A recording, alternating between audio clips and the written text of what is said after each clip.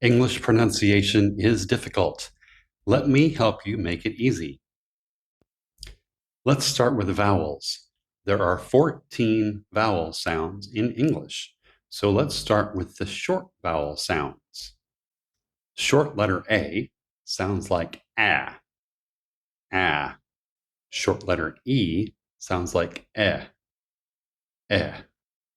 Short letter I sounds like I, I.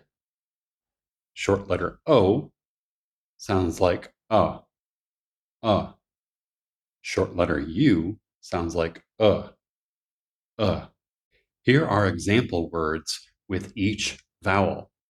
I am overpronouncing them so that you can have the most accurate pronunciation of these words. So for short letter A, we will start with cat, cat, ant, ant, map, map, van, van.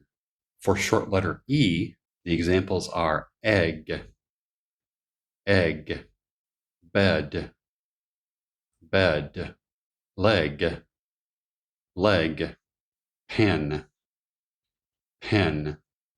Examples for short letter I are sit, sit, lip, lip, fish, fish.